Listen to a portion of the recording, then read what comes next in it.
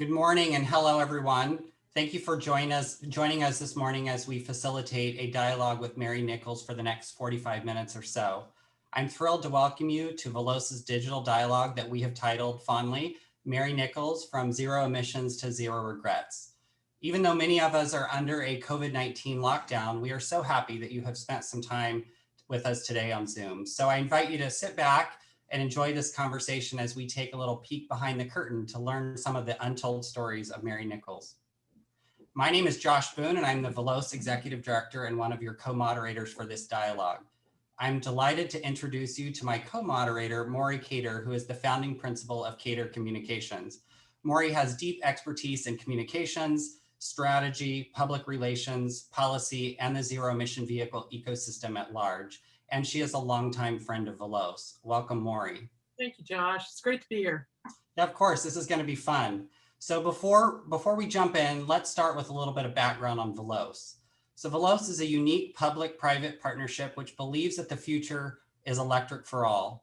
We engage our powerhouse members and our board to implement programs and public awareness campaigns that bust down barriers to electrifying our transportation systems.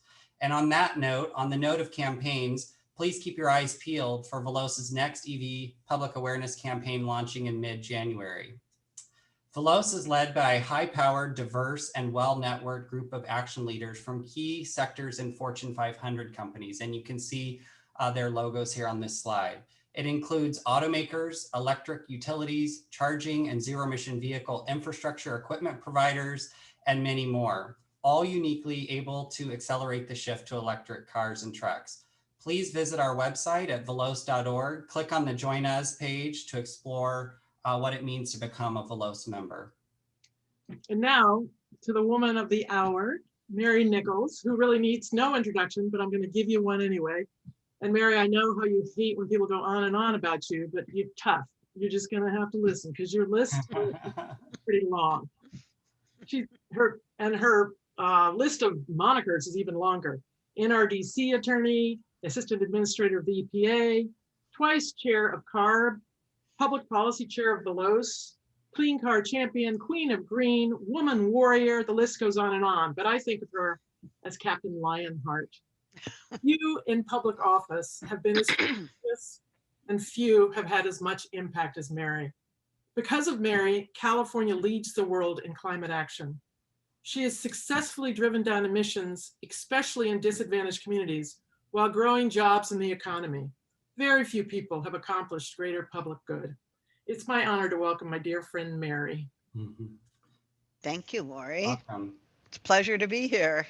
You're welcome. Let's just jump right into it. So we're going to start by playing a type of Rorschach test with some pictures from your past.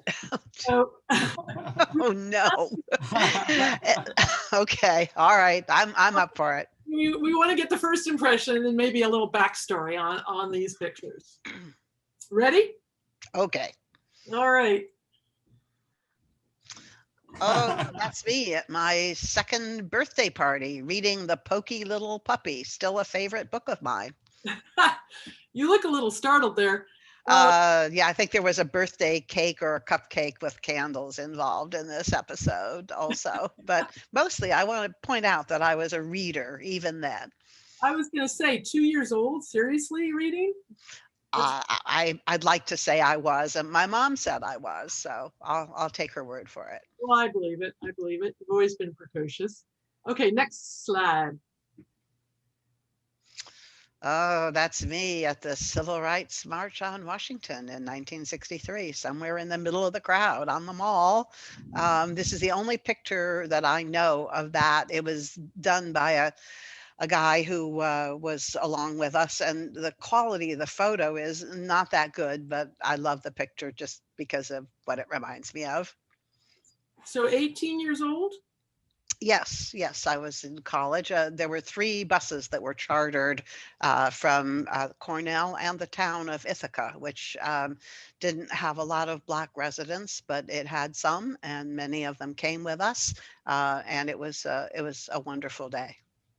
So you and I went back to the South last October to visit some important sites in civil rights history, one of which was Fayette County. And Yes. can you tell us a little bit about Fayette County and what it means to you, what your experience was there?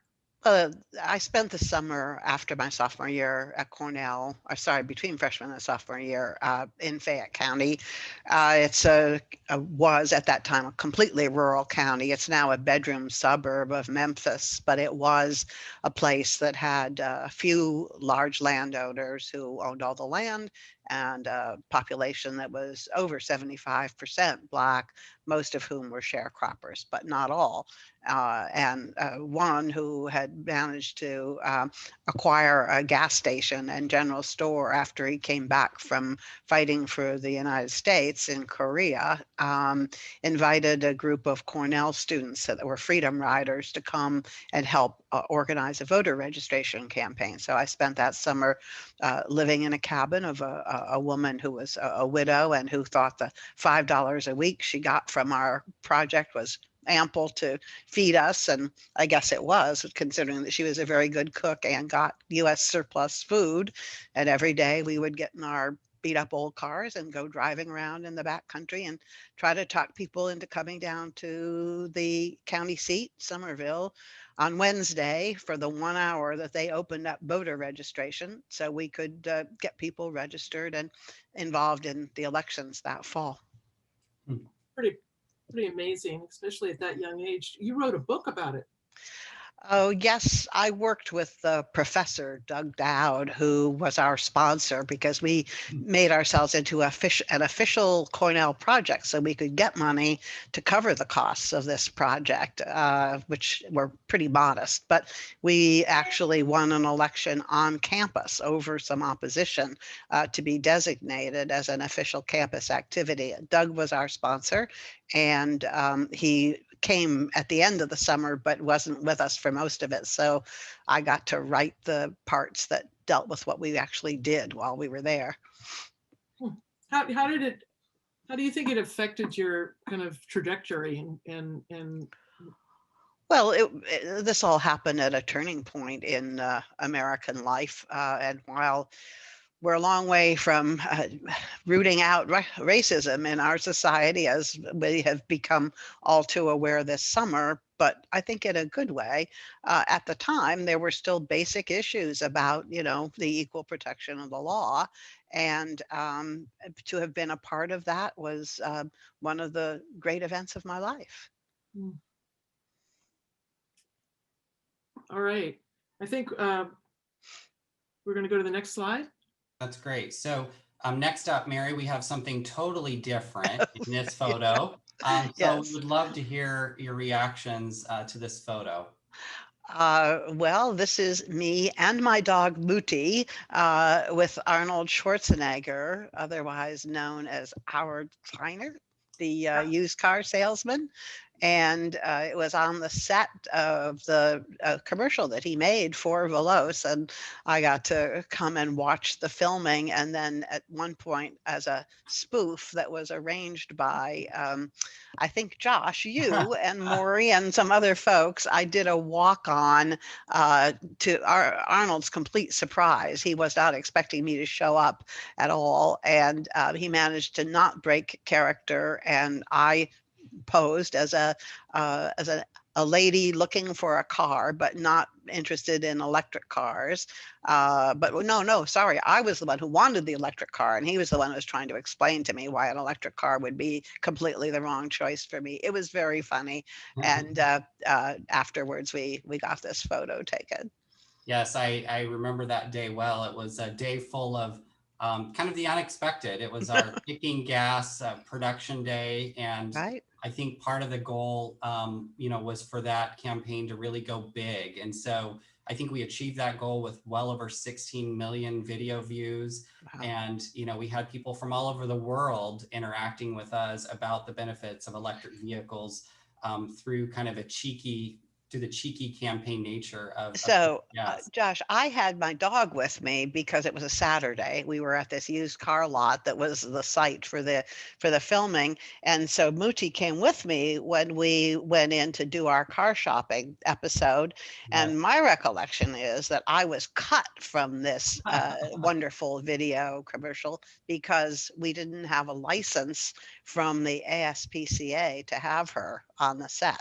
That's exactly right. And we also were dealing with SAG related challenges for your dog. So she was kind enough, or he was kind enough to accompany you and, warm the set that day. But yes, you're right. We did have some challenges. So we had to take these off camera shots here, which are lovely. And I think she would have been a star. She would have been a star. Mary, that's probably the only time you've ever been on the cutting room floor. Let's put it that way. Probably not, actually, but okay, I'll take it. All right, next slide. Here's a blast from your past. You want to tell us about this one? This is a profile of me in automotive news from when I was nominated by President Clinton to be the assistant administrator of EPA for air and radiation. And I found this old clip actually as I was attempting to clean out some boxes here in Los Angeles. And I read it over with some pleasure because I think what was said about me at the time was true. What I said was also true, which is it's a good time to be involved. And here it is. That was in 1993. So in some ways, we've come a long way. Certainly, climate change was not the issue then that it is today. It was air quality, and it's air quality is still the issue today. But we've added to that concern on a more global level. But referred to me as somebody who was tough on the environment and open to ideas, which I hope is still true. Well, I think there were two things about that article that really struck me. One was that you listen to everyone and you make an informed decision based on input from everyone. And the other is that even then you were identifying, I think, and I wanted to ask you about this, the false frame of pitting the environment against the economy. Well, that was considered to be a novel idea at the time. I believe that President Clinton was the first, at least major politician to articulate that we can have a clean environment and a sound economy at the same time. And that sounded like he was talking about a contradiction in terms almost. Now, of course, everybody says it, and it's always, that's kind of a no-brainer. You start from that point and then move on to talking about how the environment is actually essential to a strong economy and how good economic decisions also are good for the environment. And I think we've learned a lot more since then about how to really make that so. But with President-elect Biden's Build Back Better campaign slogan and all the specific elements that are in it, it's all about how government investments in infrastructure and how having a just transition as we move forward towards reducing carbon. These are things that are now, being are part of the open debate. But at the time, that was a novel idea. Truly, I mean, it really is coming to pass, that idea that it's really a dirty, dying economy versus a clean, prosperous one. You can't. So moving on to the next slide, which I see that we're already putting it forward. So Moni? Maybe 1 minute, we'll bring the slide back. I seem to have lost it as well. I think the PowerPoint. Oh, here it is. Coming back. Presentation. There we go. Oh, Morry, you took this picture, didn't you? I did. This was from our trip last October. Our trip to the South, yeah. So the two of us talked about wanting to go to a place. I had not been back to Fayette County since the summer I spent there as a student, and uh, for various reasons, mostly just life getting in the way, but also probably a little bit of apprehension on my part about what it would be like. I was hopeful for big change, but I was afraid I might not find it. And one of the things that we did was to stop at this memorial, which is an amazing structure. Those big slabs that I'm looking up at are representing counties where lynchings occurred. And it's an amazing structure, and I think very meaningful that so many places around the United States have counties that where they have documented that there were lynchings, but even more so, the fact that um, these counties in many cases are adopting one of these slabs, one of these concrete markers, and installing it somewhere on their own land as a way to remind people there. So you don't just have to come to a museum and learn about it. You actually can go in somewhere in your own community and recognize that was part of your history. So we had a lot of adventures on that trip. We also ate a lot of good food, but and we drank some bourbon and a time or two. But mainly, what I recall was some of the people that we met along the way who told us stories, both of change and improvement, and also of how things have not changed and improved in many ways. And so it was. Uh, it was a good experience and to just be there and experiencing it up close. I mean, being at the Lorraine Motel site with the Civil Rights Museum and some of the other monuments we visited along the way, the high school in Little Rock, and all of those things. It was a great few days. Yeah, it really was. I mean, this is the National Peace and Justice Museum, Brian Stevenson's Yes. museum, and the memorial here were just stunning. And you're right. And the names of the people who were lynched are actually etched into those tomb-like pillars that are hanging over our heads. Right. And it was extraordinarily moving. And I think that one of the things that, as you just said, it was so powerful was how there is change in Montgomery. There's an African-American mayor for the first time in history. Right. But then there's just this structural inequity baked into the system that has not changed. Yeah, visiting the Medgar Evers home and talking to the woman who manages that and hearing from her about how, yes, the town has elected African American politicians, but somehow the money never comes to them. Those kinds of stories were, we were lucky to hear them. I really felt privileged that people shared that information, and it definitely made an impression on me. Me as well. All right. Josh? Yeah, well, thank you, Mary. That was enlightening. Maybe we can go to a question that looks back at the beginning. Would you be up for telling us a little bit about an event from your childhood that had lasting impact? An event from my childhood that had lasting You impact. mentioned Jonas Salk. Oh, that's right. Yes. I told you this story. Thank you for the prompt, because I was thinking about how I went to Brownie camp at the age of 5, and they sorted you out into people who could swim and people who couldn't swim.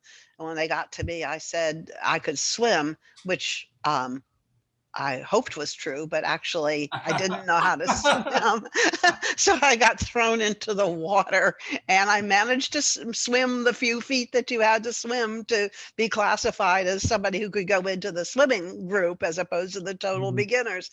I think that's actually a pretty good story of my life, but you're right. I told you the story, which is probably more relevant to this particular conversation, about how when I was in the elementary school in Ithaca, New York, our town, Ithaca, was chosen as one of the sites for the testing of the Salk vaccine. And you Mm. have to remember that at that time, there was no cure for polio, and it was a terribly frightening disease. And, children were kept indoors for periods of time in the summer. You couldn't go to pools and swim because it could spread that way. And there were people who got polio, including one of my favorite professors at Cornell.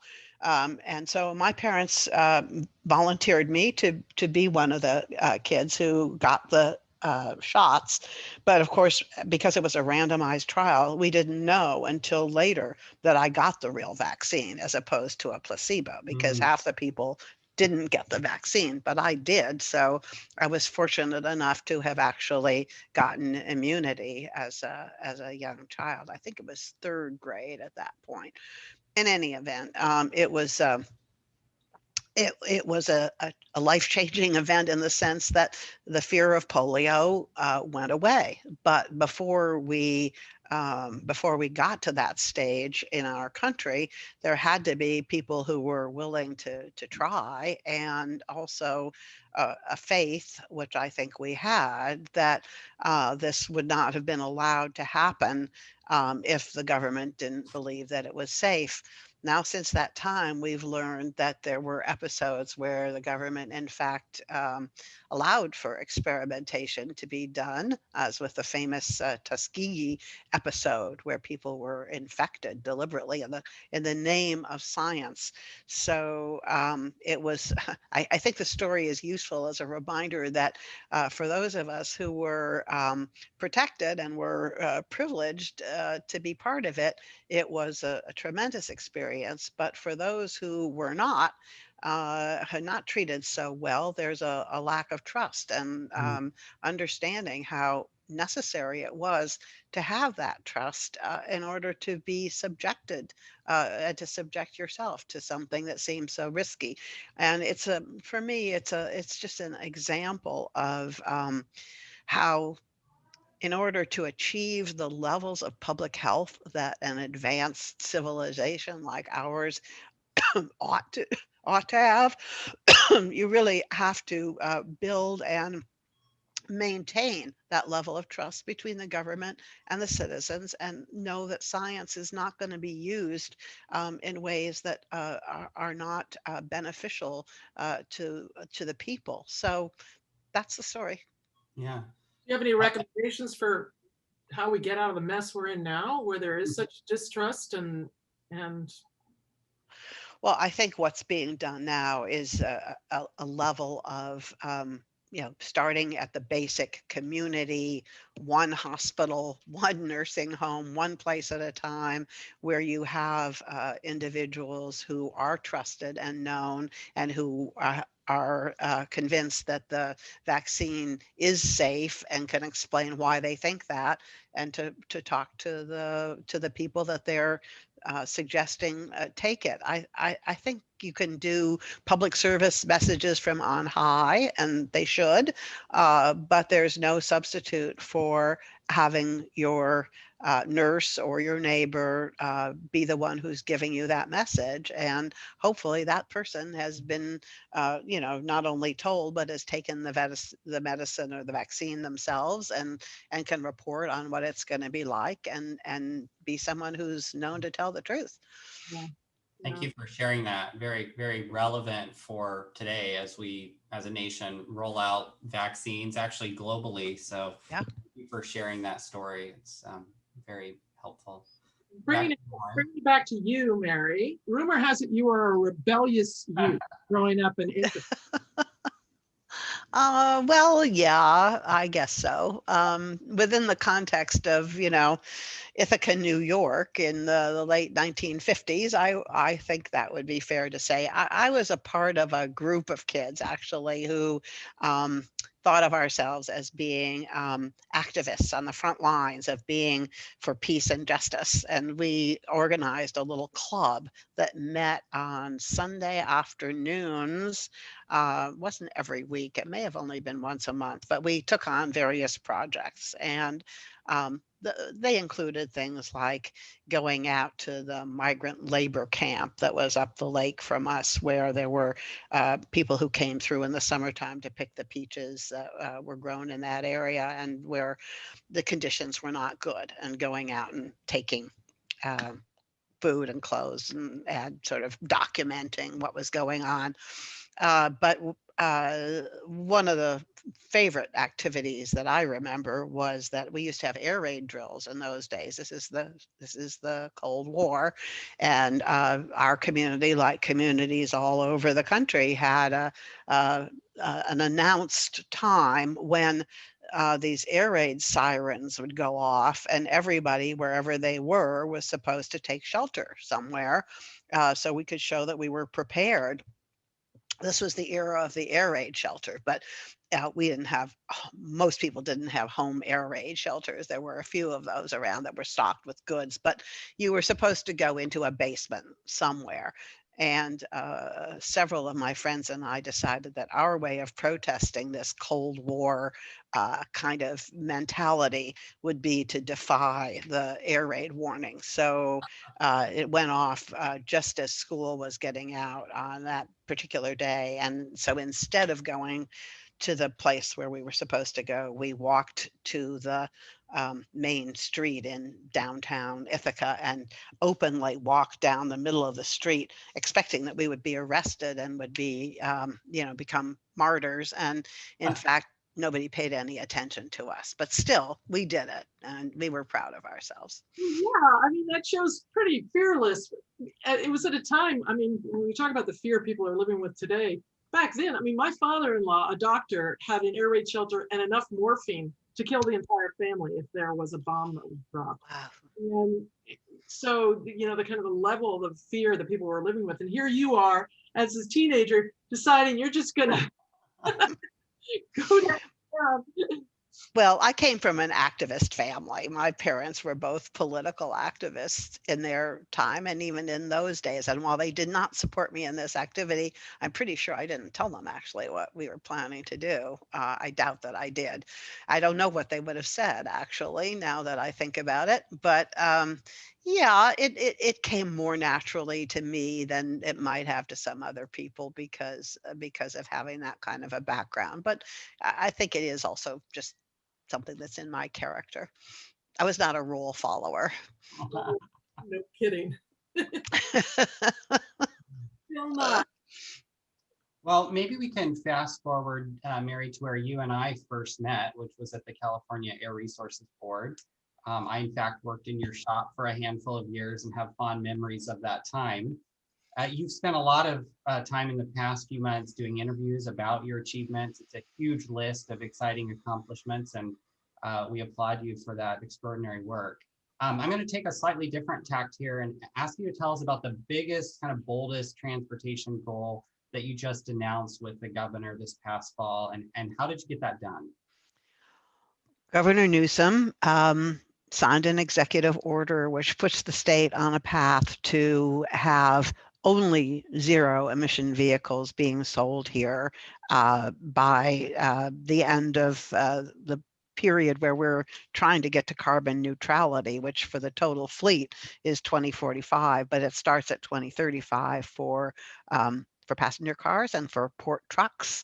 And it contains other deadlines as well as a bunch of important provisions, which probably have gotten a little bit less attention in terms of ordering state agencies to purchase zero emission vehicles and putting the state's imprimatur behind the build out of all of the necessary charging structures, as well as a request to the legislature to send a bill that would phase out oil production in the state because we won't be needing that when we don't have to burn gasoline in our cars anymore. So it's a very comprehensive piece of government action, and it's an amazing thing that the state has been able to do it, although actually I don't think we're the first. We know that there are several countries and China that have set also mandatory governmental goals. But, the thing about California is that when we say something, we do it. And in this case, I'm very confident that we will be able to do it, partly because the task of figuring out how the regulatory structure for how to get there has been given to the Air Resources Board. And I am very confident that they've already started the process of gathering the necessary information to build a record, to create the regulations that are going to be needed to put this executive order into effect. So how did we do it? Well, I mean, I think it was as as I think is always the case, actually. It was a matter of having the right information in place at the right time. This is an idea that had been talked about before. There was at least one legislative attempt that I'm aware of by Assemblymember Ting, and I think there were others along the way. It was something that people had talked about, but we had actually done the thinking about when and how it could be done, and we were ready when the governor decided that the moment had come to do something that comprehensive, to put the stake in the ground. We were able to produce the executive order in a very short period of time because we'd already done the homework. And of course, that was not me. I was the one there, sort of ready to hold the pen and hand him the pen, but I'm not the one who drafted the executive order in all its detail. It went through a couple of iterations, and it was very much a product of the staff experts at CARB. Yeah, I remember noting that the It's true. executive order. Absolutely. The staff experts are extraordinary, but you've been talking about this idea for a lot of years. And I know that the tenacity and the relentlessness with which you push this through has in no small measure played a role. But I know that you don't want to talk about that, probably. Well, not really. I mean, being a relentless, determined person is something that I think people have learned is just something they have to deal with if they're dealing with me. I think of myself as flexible and easygoing, by the way, Morry. I mean, there are only certain issues about which I would be, relentless and determined. But I admit that clean air and electrification of the transportation system are on that list. On that list. And so what did you think when Governor Schwarzenegger called you an Alabama tick? Well, first of all, I had to go look it up. I'd never heard of it before. It didn't sound good, that's for sure. But it turns out it's a line from a movie. So that makes it a little bit funnier, I guess. It's definitely a creature that once it's fastened onto you, you can't get rid of. Yeah, there's no question. Well, it doesn't hurt that the electric vehicle market is primed and ready, and it's Right.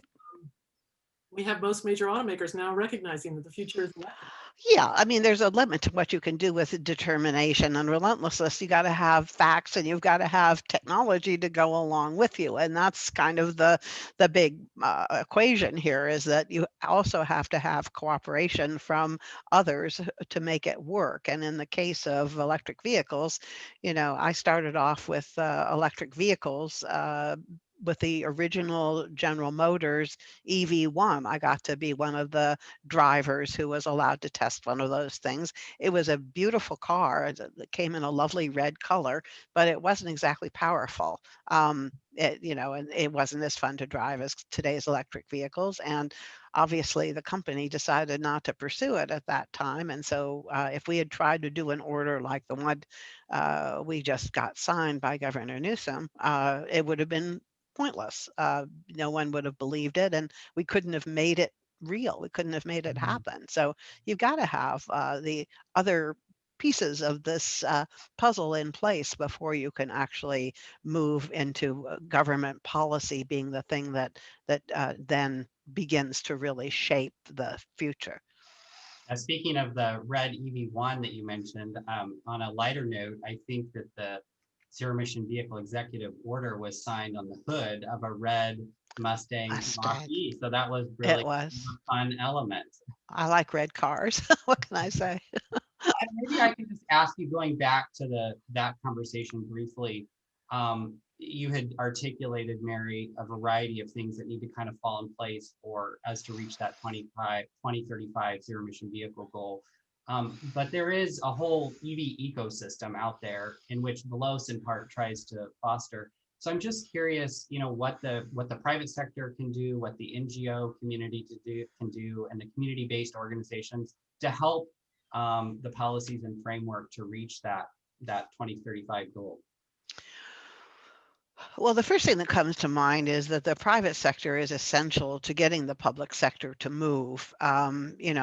Persuasive as I might be, I'm not going to get legislation to pass, even with the support of the governor, without them hearing from their constituents. And that means citizen organizations, of course. It also means industry and businesses in their communities and thought leaders in general. So it's a big ecosystem out there, and it doesn't have to be unanimous at all times, and it seldom is, but there has to be kind of a big picture consensus that something is going to happen and needs to happen, and therefore it will happen. I think that's one of the iron rules of politics. So everybody has a role to play here. Certainly consumers are essential, and where Veloz comes in, I think, is helping to, in a broad way, make the case to consumers that there are vehicles out there that they could acquire and that they would enjoy. And so, we Veloz are kind of part of that marketing ecosystem as well, and do it, I think, with a lot of dash and elan, and in a way that is not skewed towards any one manufacturer or even only towards battery electrics, because we've also encompassed fuel cell vehicles within the mandate that we've taken upon ourselves to generally transform the whole system to one of electric driving. But having within our organization, as you said when you showed that list of logos at the beginning, so many groups that are involved in not just designing and manufacturing the vehicles, but also in creating all of the ancillary parts and the fueling infrastructure, and helping to provide the fuel, like the electric utilities now are doing. They've come to see themselves as being the equivalent of the oil industry for the ICE engines. They're going to be out there operating the system that allows us to keep moving as efficiently and as cleanly as we need to. So everybody has a part in this, and hopefully we can find ways as a state, given how big we are, to bring these elements together and put together the pieces that are needed to make the transformation happen, because it is not something that just will happen automatically. It may seem inevitable, but there's going to be a lot of investment and a lot of work along the way. Everything from the local fire marshal who has to give a permit, to the zoning board, to the companies that have to decide where to locate things. These are all decisions that can take years, or they could be streamlined, but they're only going to get streamlined if people are willing to come together and agree on that. Yeah, that's great. Perfect role for Veloz. Mary, talk a little bit about your vision of what hydrogen fuel cell versus electric battery two markets. How the two of them compete or don't compete with each other, pretty much. Right. Well, I feel like there's sometimes a competition which is healthy, and sometimes a competition that's not so healthy. The healthy part of this is that there needs to be some time for different technologies to demonstrate what they can do and where they are going to find their niche. And I think it's unhealthy if we set this up as it's either all this or it's all that. We're not ready as a society, I don't think, to do that. I am convinced that there is a hydrogen story out there, which is important. Wait a minute. I see a face there on the screen that was not part of this script here. Arnold. Hello. I didn't even know you had a script. Oh, well, sure. You don't think I'm just making this stuff up, do you? I thought your whole celebration here today is all improvised. That's actually too true, I'm afraid. Yeah. Anyway, so nice to see you. Well, thank you. I just wanted to chime in quickly and just, tell you that I know this is a celebration of you leaving the Air Resources Board, which of course I told you already, is the biggest bogus thing I've ever heard in my life, because you shouldn't leave anything like that. I mean, you've done such an extraordinary job. I don't know, whoever they pick and whoever Newsom picks is probably a great person. I have no She idea is. who they are, She is. but the bottom line is there's no one that would ever come close to replacing you. And I think you're a straight 10. And I told this everybody, and I also made it very clear that I think the only reason that is excusable for you to leave is if you go to some higher position, which is to run the EPA in Washington. And so I've been pushing for that idea with everyone that I know, and to make it clear that you're the best. And I know those are all political appointments, which means that there's a politics comes into play and all of those things. And, so there's many ways of approaching it, but when it comes to substance, and when it comes to actually someone copying that, what you have done in California, and I think that you've been extremely successful, the most successful that anyone could have been. To copy that and to take that DNA and to take it to Washington and to say, let's do the same thing. Imagine if the whole United States would do the same thing, and we would have in a short period of time, like 10 years, we would have that kind of a success to have, nationwide, a 50% of renewables. I mean, this would be like such a dream that it would be unbelievable. And to have a hydrogen highway and to have all of the kind of things, the low carbon fuel standards, and the reduction in greenhouse gases by 25% the way we did it 2 years early that you have managed to do. I mean, all of these kind of huge successes nationwide would be just revolutionary. I mean, it would be unbelievable. That's why I said we don't need and I told them also, the Biden people, I said, we don't need a Green New Deal. All we need is a copy of California. If you do that in your first term and the second term, I think that you will have a huge, huge success. And I believe that the only one that can really pull it off and have the vision and the negotiation skills that you have had. I always said that what makes you so unique is because you're not one of those kind of people that are just seeing their way. You always, when I was part of the negotiations, you always understood the complexity and the difficulties of major companies. Like, you remember when we negotiated with CAT, right? The big Caterpillars and with the big trucks and all that stuff. I mean, you understood that they couldn't just throw everything out from one day to the next. And that's why we made certain adjustments to give them a kind of a ramp up time and all that stuff. And many, many years to make it possible for them to make the adjustments. So that's what you have to be able to do. And not everyone has that kind of a feel to meet that sweet spot, so to speak, and you had that. You were a genius in that. And so that's why, I always thought the world of you. And the great thing always is that I'm a Republican, but I never felt like I was dealing with a Democrat. I always felt like that you and I were interested in one thing, is to improve things. So it had nothing to do with party. It had to do with one thing and one thing only. How do we make California better? And that was your approach always with everybody. And so this was the great thing about it. And so I just, thank the world of you. And I will be celebrating your victory and our victory together and the things that you've accomplished from here to eternity, no matter what happens down the line. So I just want to say, I love you. I'm upset that you're leaving, but like I said, if it is for something bigger and better, great. So have a good day, okay, and enjoy yourself. Thank you so much. Absolutely. People that worked for me at EPA often remind me that my rule of thumb was if they weren't sure what to do, they should just do whatever California said. And I think you and I agree on that one for sure. Right? Absolutely, yeah. Follow California. You were a great boss. Well, thank you. Thank you. It's easy great. to be a great boss with someone like you.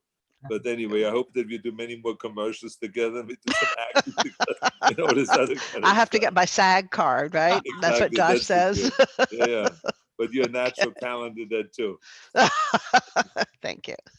Anyway, have a great day. Okay? Enjoy Thank you. yourself. Bye-bye. See Thanks. you here. Bye. Bye-bye. Well, that was a little interruption, but a very nice one. Thank you. Wonderful. Photobombing their Zoom calls, Mary. Yes, exactly. That's never happened to me before. But if there's anybody who could do it, it would definitely be Arnold, right? Right. Well, maybe I can take us back to our question set, Mary, and in kind of a similar spirit to the Alabama tick question. Gina McCarthy once called you a Cheshire cat. I'm just wondering what you think she meant by that. You know, she said that at a public forum. The two of us were on a stage together. I think it was out at UC Davis when she said that. And I interpreted it as meaning that there was always a smile there wherever I was, that I was smiling, which I hope is true. Yes. And I think people often think of you as always kind of smiling and working and listening and being thoughtful about how to make a next response. Well, you know, Josh, this work has to be fun if you're going to keep people doing it. And this is one of the things, proud as I am of him, and I certainly couldn't have done the job that he did as a governor and wouldn't even have ever thought of it. But I used to tease Jerry about, he was like the old guy out on the corner with a sign, you know, whenever he was talking about global warming, it was, you're going to hell, you know, you're going to hell. And that is one way of approaching it. And it's may even be true, but it's always been my belief that you can get more done if people think they might have a good time working with you, and that, you know, it's there are aspects of it at least that are fun. And obviously the area that you and I have been working on for the last some years, electric vehicles are fun, and that's been the theme, or not the only theme. They're good for the environment, that, you know, good energy policy, they're affordable, etc., but they are also just plain fun, and that is a way that I think people can relate to what it is we're trying to do. Yeah, I think that speaks to winning hearts, minds, and souls, right? Really, because people have to see themselves in an EV, and part of that is the fun factor and the torque factor and the better way to drive factor. So that's great. Yeah. Back to you, Morry. Well, I was just going to say, I think Gina was also referring to the fact that you know, in this line of work, there is disagreement always somewhere, and that you can have disagreement and not be disagreeable. Mm-hmm. Yeah. Be open. Yeah.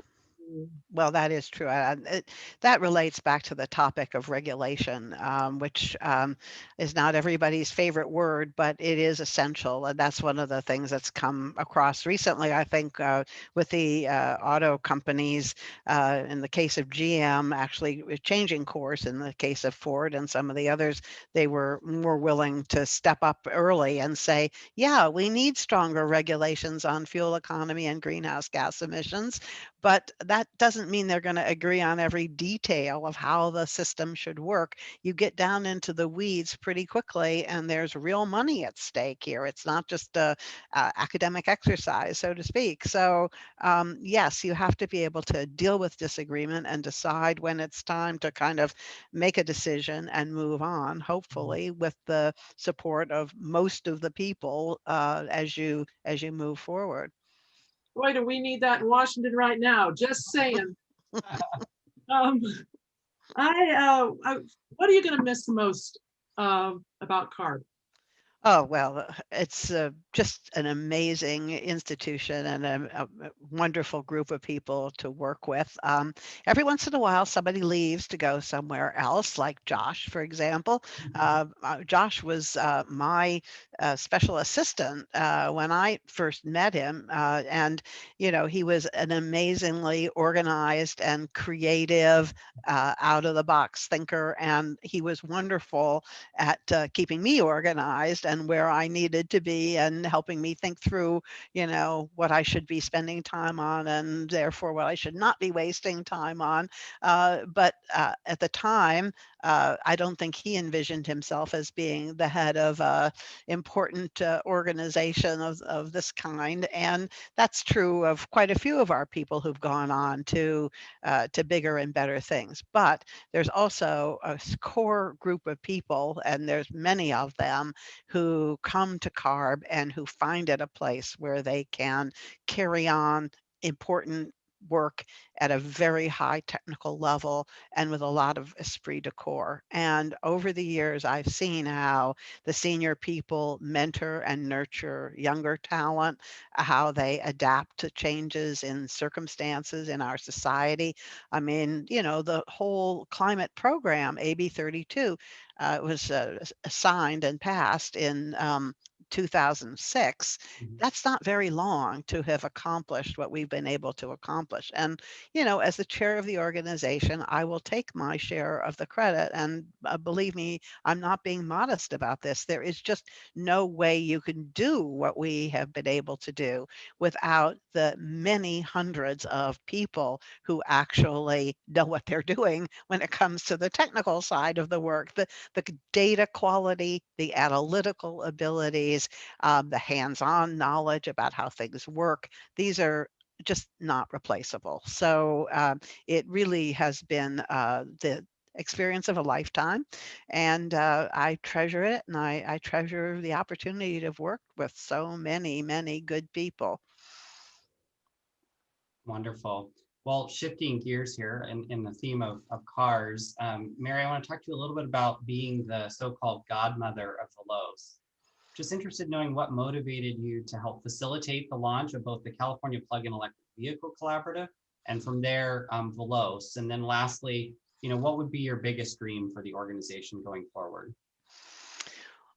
Um, I think it's probably a point at which I can confess that I am a serial offender when it comes to creating new organizations, new entities, new structures, or building up existing ones and changing their mission. It just seems to be essential to me. But in the area of electric vehicles, ARB initially was really the only state agency that was strongly committed here.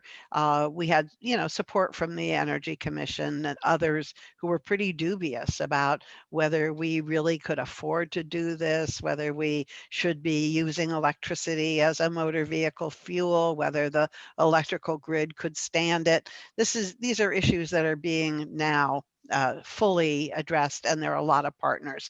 But in the beginning, it was CARB, which desperately needed to see a vast increase in the zero emission vehicles, and we weren't able to do it by ourselves. So what do? You go out and find some friends and you figure out something they can work on together. And that's how we started the Plug-in Vehicle Collaborative. And the state agencies, of course, came together because they all were um, you know, willing and interested. And then we began to get the private sector involved. And I remember very well some of those early meetings where there'd be, I don't know, 40 people sitting around a big hollow square, just kind of trying to figure out what to do. What could we do together? We had the local air districts. We had, as I said, the electric utilities, but we also had a bunch of others, including a number of the environmental organizations and other citizen groups, and that ragtag bag of electric vehicle drivers and owners, you know, who were a pretty small but very dedicated group of people advocating for their idea about how we should go in terms of transportation. So after a while, trying to operate this thing as a non-structured collaborative, it became clear that if we're going to try to raise money and do any kind of public education, we were going to have to spin it off and let it go into being a non-governmental organization. And that was a part of what you did. Christine Kehoe, who was our first director and just retired as a state senator, took on a leadership role there and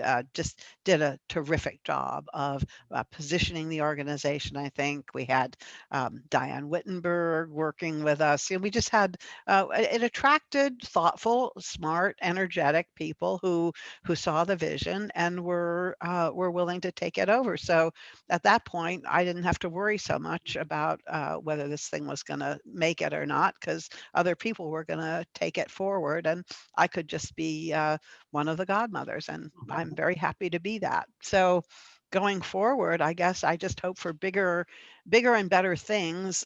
Mainly, I would say, since there's so much more support now from the federal government and so much more consensus on the part of the industry of many different aspects of this larger electric transportation industry, including the commercial sector and not just passenger cars.